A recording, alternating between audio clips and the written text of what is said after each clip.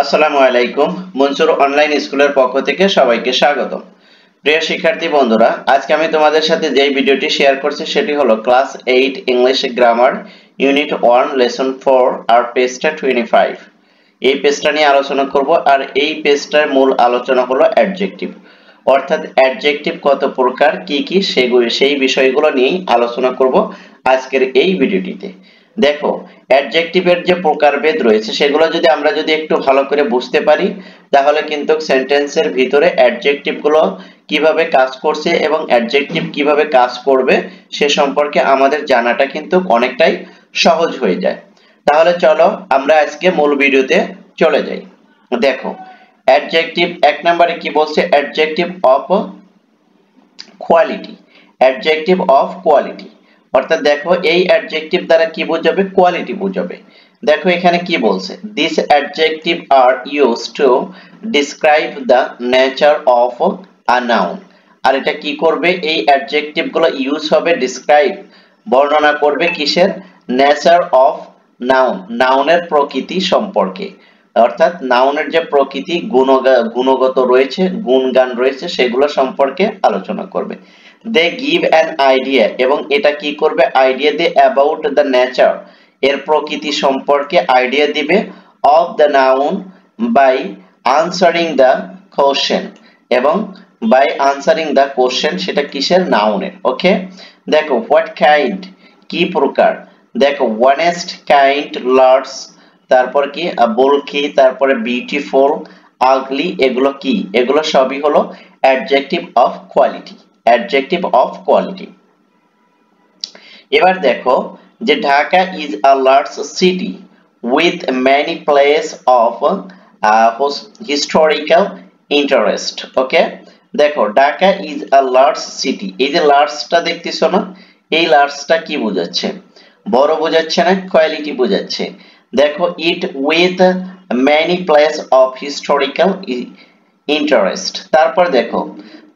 Shaila is a beautiful woman, Shaila is a beautiful woman. তাহলে এই যে বিউটিফুলটা কি, এই বিউটিফুলটা হচ্ছে হলো অ্যাডজেক্টিভ অফ কোয়ালিটি। তারপরে দেখো দুই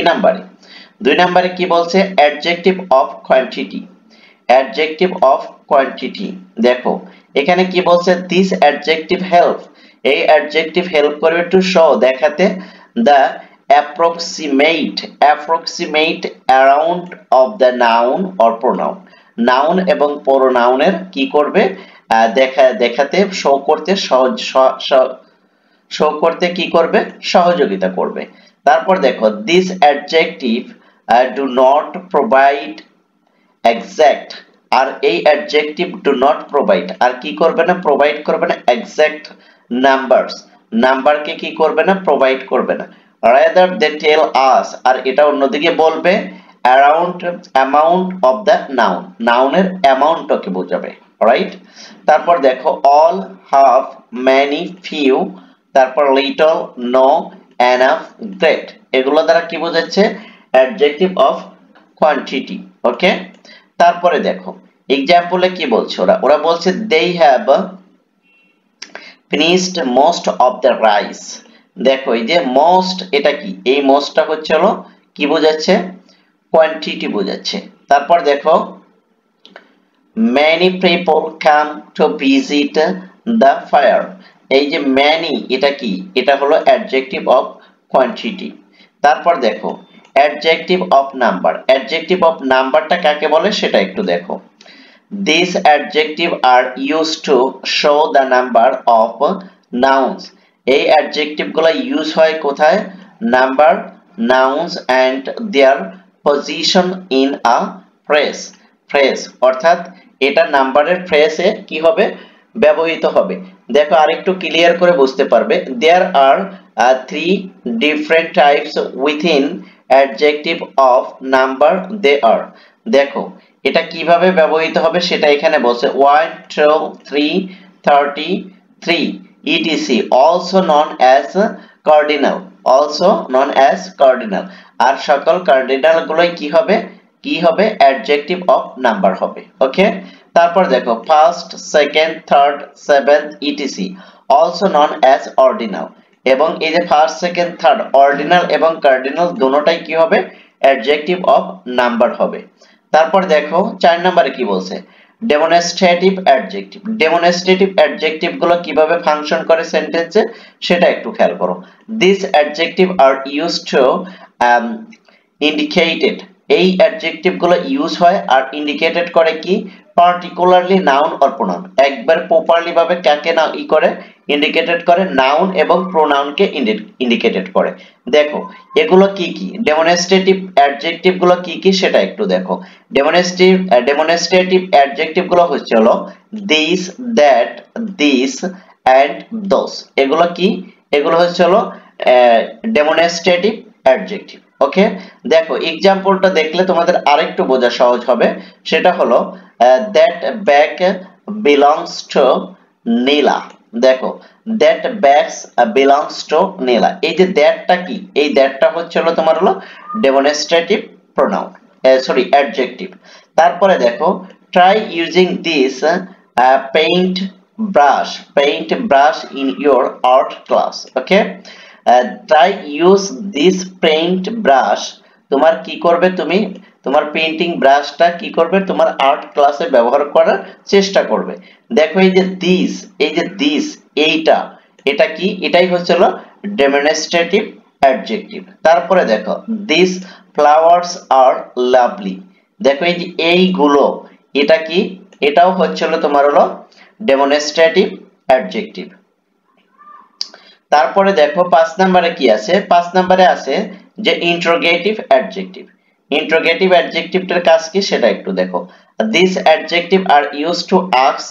কোশ্চেন এই অ্যাডজেক্টিভ গুলো কি করবে কোশ্চেন করবে about noun or pronoun noun এবং প্রোনাউন সম্পর্কে কি করবে এই অ্যাডজেক্টিভ গুলো কোশ্চেন করবে কোনটা ইন্টারোগেটিভ অ্যাডজেক্টিভ দে আর